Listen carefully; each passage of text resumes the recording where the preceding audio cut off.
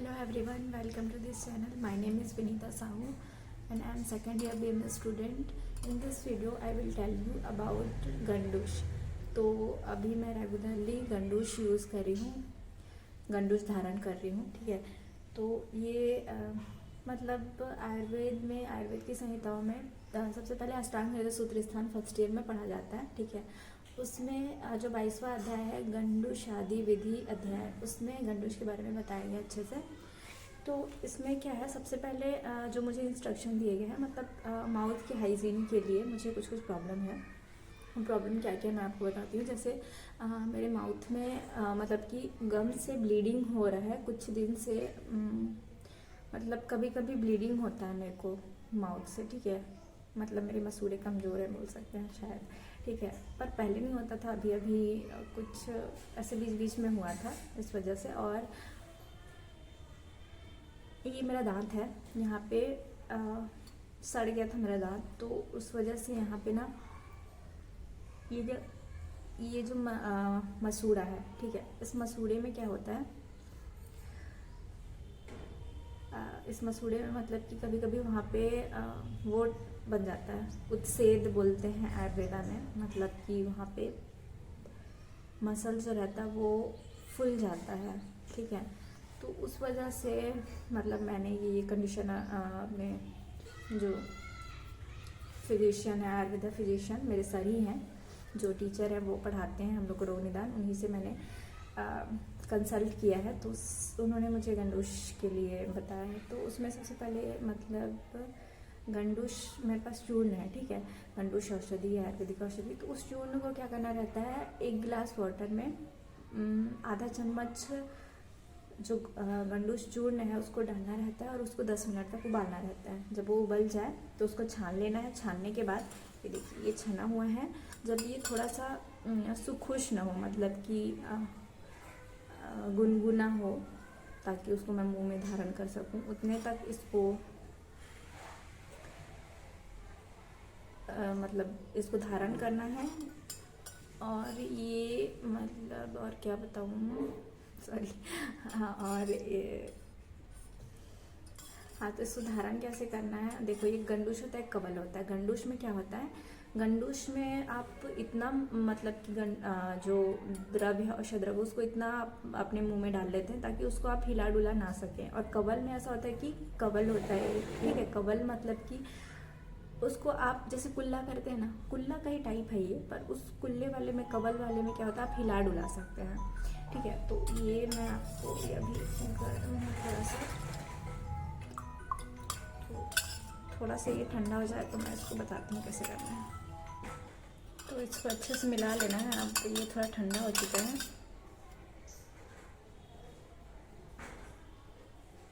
वैसे तो इसमें विधि बताया गया, मतलब कि आपको एक अच्छे घुटने तक उसमें बैठ जाना है, फिर इसको धारण करना है। तो फिलहाल मुझे वीडियो बनाने में थोड़ा दिक्कत होगा, इसलिए मैं इसको ऐसे ही बता रही हूँ खड़े खड़े, ठीक है।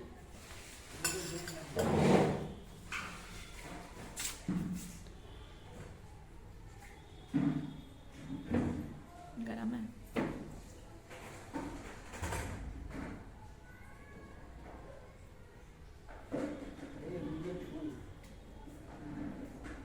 गरम है।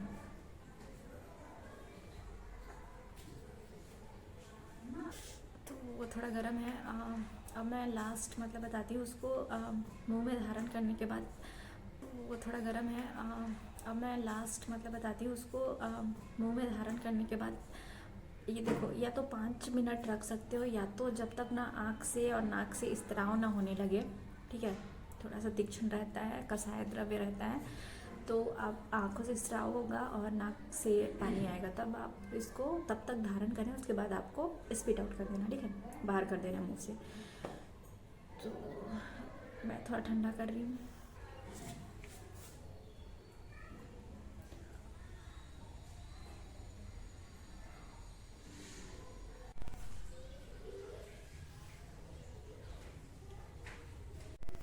तो देखो, जब गंडूश धारण करते हैं तो आपको ऐसे नहीं रखना है, अपना जो सिर है उसको ऐसे रखना है ताकि आपके गले तक वो औषध द्रव्य पहुँच जाए।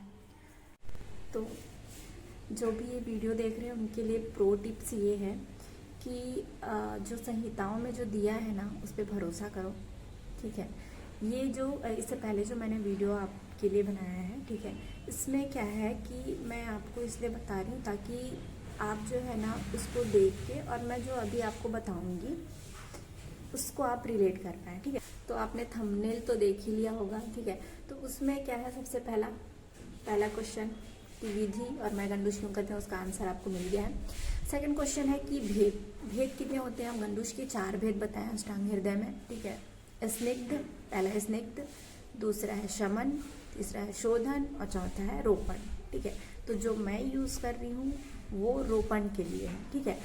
ये जो 4 टाइप्स है इसके, वो जो है वो किन किन दोषों को शमन करता है, ठीक है। तो स्निग्ध है, ठीक है। स्निग्ध जो है वो वात दोष को शमन करेगा, जो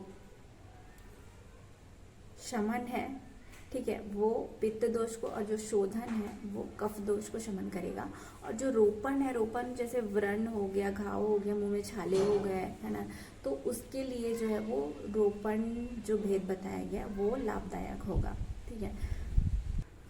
तो जो स्निग्ध जो भेद है उसके लिए जो द्रव्य है, अब देखते हैं कि किन किन द्रव्यों का इसमें हम प्रयोग करते हैं, ठीक है।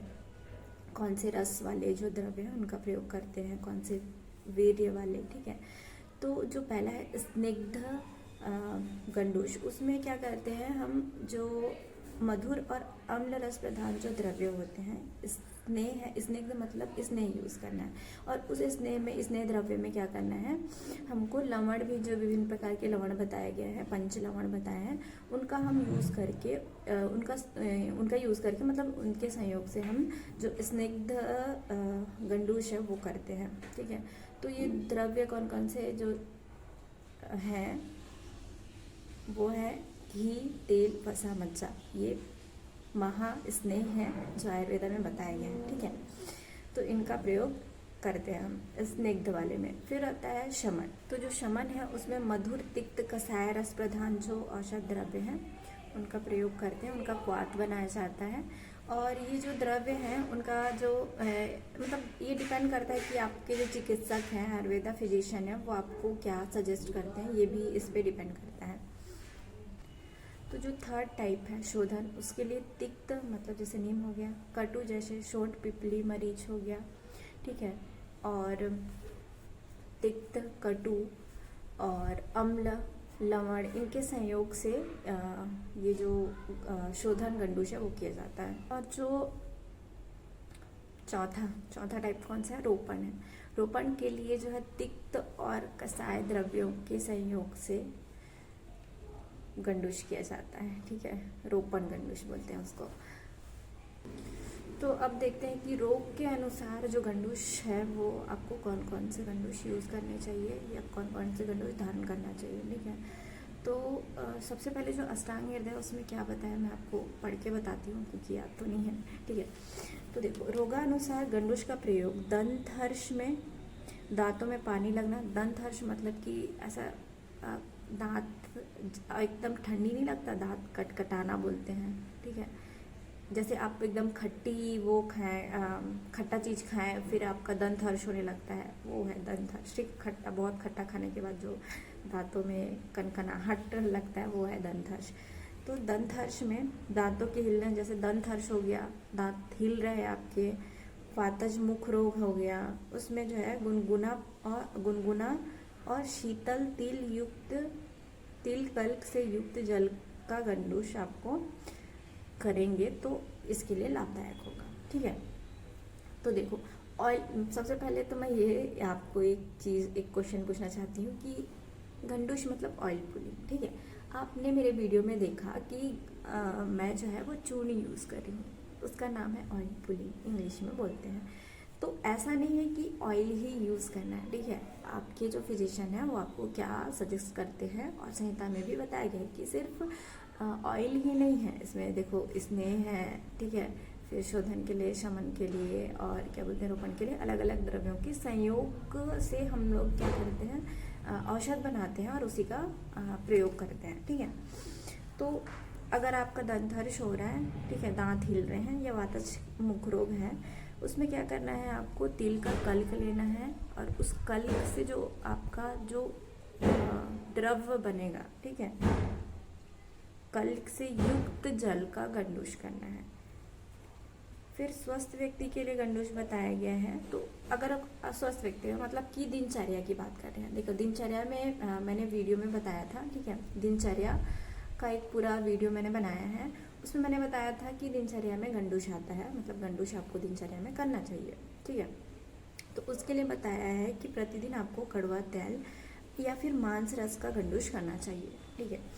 फिर उसके बाद घी या दूध का गंडूश आपके लिए बताया गया है, जिसमें मिर्ची या मिर्ची का जलन आपको हो रहा है। जैसे देखो आपको बहुत मिर्ची लग गई, मान लो कभी कभी हम लोग खाते हैं, सब्जी खाते हैं, बहुत ज़्यादा तीखा लगता है, ठीक है, तो लगता है क्या खाऊँ क्या खाऊँ, कभी आप शक्कर खा लेते हैं, मैं तो खाती हूँ, कभी कभी ऐसा होता है, तो ठीक है। तो इसमें क्या है, मिर्च या मिर्च के जलन में दाह युक्त मुखपाक, मतलब आपको छाले हो गए हैं जिसमें आपको जलन हो रहा है। आगंतुक छत से, मतलब आगंतुक का मतलब इंस्टेंटली आपको किसी प्रकार का वहाँ पे छत हो गया, मतलब चोट लग गई है आपके माउथ में, तो उसके लिए, और विष प्रयोग के कारण होने वाले दाह में, ठीक है, विष प्रयोग कर लिया, उसके बाद वहाँ पे जलन हो रही है उसमें, और छार अथवा आग से जल जाने पर मुख के भीतर घी अथवा शीतल, देखो, और छार से जल जाना मतलब कि इस प्रकार का जो आपको कंडीशन हो, उसमें आपको क्या करना है, इसी कंडीशन में आपको जो घी है और शीतल दूध है उसका गंडूश धारण करना चाहिए। मतलब घी ले लो और दूध ले लो, ठीक है, या तो आप सिंगल दूध का ही गंडूश कर सकते हैं, घी का ही कर सकते हैं, या तो आप उसको दूध को, ये तो मुझे आइडिया नहीं है पर इसमें यही लिखा है, ठीक है, कि घी अथवा लिखा है, मतलब या तो आप दोनों में से कोई एक यूज़ कर सकते हैं, ठीक है। उसके बाद देखो उसमें लिखा है कि घी हो गया, है ना, यहाँ पे तिल का कल्क हो गया, कड़वा तेल या मांस रस, है ना, और क्या हो गया, घी या शीतल दूध। अब इसमें बताया मधु का प्रयोग। तो मधु का गंडूश कब करना चाहिए, मधु अथवा मधु युक्त जल का गंडूश धारण करने से मुख में स्वच्छता आ जाती है, ठीक है। मतलब अगर आपने मधु, देखो मधु तो मीठा होता है, तो इसमें तो कोई ज़्यादा दिक्कत होगा नहीं आपको, है ना, कसैले द्रव्य में ज़्यादा दिक्कत होता है, तो इसमें क्या है, अगर आप उसका धारण करते हैं तो स्वच्छता आती है मुंह में, ठीक है। स्वच्छता के लिए आप गंडूश धारण कर सकते हैं मधु का। मुंह के भीतर उत्पन्न घावों को भरने के लिए, और दाह और प्यास को शांत करने के लिए। देखो इसमें प्यास मेन आया है, अगर आपको फ्रिक्वेंटली बहुत ज़्यादा प्यास बार बार लगता है तो आप मधु का गंडूश धारण करेंगे। कितने बार हो तो नहीं पता अभी, पर में भी 1-2 बार शायद आप करेंगे तो आपको क्या है, इससे राहत मिलेगी, ठीक है। उसके बाद लवण युक्त कांजी, कांजी का मतलब होता है खट्टा, ठीक है, खट्टा मतलब कि खट्टे द्रव्य या जैसे खट्टे रस युक्त बोल सकते हैं। तो लवण युक्त कांजी से गंडूश करने का बताया गया है जब मुख में फीकापन हो, मतलब आपको जैसे टेस्ट नहीं आ रहा है, आप खाना खा रहे हैं, ठीक है, पर आपको टेस्ट ही नहीं आ रहा है, तो आप इससे गंडूश करेंगे तो आपको रुचि आएगा खाने में, ठीक है। फिर मुख के भीतर की गंदगी तथा दुर्गंध को नष्ट करता है, ठीक है। मतलब अगर आपने लवण युक्त कांजी का गंडूश किया तो आपको दुर्गंध का नाश होगा, मतलब आपको मतलब आपके मुंह में, अगर ऐसे माउथ हाइजीन के लिए ये बहुत अच्छा बोल सकते हैं कि आपको मुख में क्या है, दुर्गंध आ रहा है, ठीक है, और फीकापन लग रहा है, अरुचि हो रहा है उसके लिए, और गंदगी है मान लो, वही मतलब दुर्गंध या गंदगी बोल सकते हैं, उसके लिए आप जो है वो कांजी युक्त, जो लवण युक्त कांजी गंडूश का यूज़ या उसका धारण आप कर सकते हैं। फिर उसके बाद छार अम्बू गंडूश, मतलब कि छार अम्बू गंडूश, छार का मतलब छार, अम्बू का मतलब पानी, ठीक है। तो चूना आदि छार मिले हुए जल, मतलब उसका जो जल है उसको आपको गंडूश के लिए प्रयोग करना है। इसके लिए इसमें बोला है कि इसमें जो संचित कफ होता है उसको ये मेन बाहर कर देता है, ठीक है। और एक नॉर्मल जो गुनगुना जल से जो हम लोग कुल्ला करते हैं उसी को आप गंडूश के रूप में भी आप धारण कर सकते हैं। तो उसके लिए गुनगुने जल के गंडूश से मुख के भीतर हल्कापन आ जाता है। मतलब अगर आप गुनगुना जल से गंडूश करते हैं तो मुख में जो है वो आपको हल्कापन लगेगा। उसके बाद विधि तो मैंने आपको बता दी है, पर फिर मैं इसको पढ़ के बता देती हूँ आपको, ठीक है। और कुछ इम्पोर्टेंट हो तो मैं आपको बताऊँगी। हवा रहित स्थान में तथा जहाँ धूप लग रही हो, ठीक है, हवा रहित स्थान और जहाँ धूप लग रही हो, ऐसे स्थान में बैठकर, मैंने बताया था आपको जब मैं कर रही थी कि मेरे को वीडियो बनाने में थोड़ा दिक्कत होगा, पर इसलिए मैं आपको वैसा करके नहीं बताई विधि में, पर ये इम्पॉर्टेंट है। अगर आप BMS स्टूडेंट है तो इम्पॉर्टेंट है, बाकी तो नॉर्मल ऐसा कर सकते हैं, ठीक है। हवा रहित स्थान में जहाँ धूप लग रही हो, ऐसे स्थान में बैठकर कंधों तथा गर्दन पर स्वेदन कराने के बाद मर्दन कराकर, पहले स्वेदन और मर्दन कराना है, मसाज कराना है, स्वेदन कराना है, ठीक है, कंधों पे। क्योंकि देखो ये गला कंधा इतना तक थोड़ा सा आप क्या करो, थोड़ा सा स्वेदन कर लो, ठीक है, और मसाज कर लो। फिर उसके बाद इसमें गंडूश द्रव्य को बिना पिए, फिर उसके बाद आपको गंडूश धारण करना है, ठीक है। गंडूश द्रव्य को बिना पिए मुख को उठाकर, देखो मैंने बताया था कि मुख को उठाना है, ऐसे ही नहीं रखना है क्योंकि आपके गले तक जाना चाहिए औषध द्रव्य, तो मुख को उठाकर धारण करें। ऐसा करने से उस गंडूश द्रव्य का प्रभाव गले के छिद्र से लेकर संपूर्ण मुख गुहा पर पड़ता है। ऐसा आप करेंगे ना तो गले के छिद्र से लेकर पूरा जो आपका माउथ है, माउथ कैविटी है, उसके अंदर तक जो औषध द्रव्य है वो चला जाएगा, जिससे आपको ज़्यादा से ज़्यादा फायदा होगा, ठीक है। तो ये ध्यान रखना है आपको। और इसके बाद दिया है इसमें कि गंडूश धारण की अवधि मतलब कि कितने टाइम तक हम उसको धारण कर सकते हैं। तो विधि में तो मैंने बताया था, यहाँ क्या लिखा है वो भी मैं आपको बताती हूँ। जब तक मुख के भीतर पूरा कफ ना भर जाए, ठीक है, मतलब आपको जब धारण करेंगे तो लगेगा कि कफ अंदर से बाहर आ रहा है, ठीक है, कफ ना भर जाए तब तक। और जब तक, पहला तो ये, दूसरा जब तक नाक से, नासिका तथा आँखों से, नाक और आँख से जब तक स्त्राव ना हो तब तक उसको धारण करना चाहिए। 3 चीज़ बोला, ठीक है। जब तक कि आपको लगे ना कि कफ बाहर आ रहा है, दूसरा नाक और आँख से क्या होना चाहिए, स्त्राव आना चाहिए, तब तक उस गंडूश को मुख में रखें, फिर थूम दें, ठीक है। फिर उसके बाद आपको बाहर कर देना है, तब तक रखना है, फिर उसके बाद आपको बाहर कर देना है, फिर साफ पानी से आपको थोड़ा सा कुल्ला कर लेना है, ठीक है।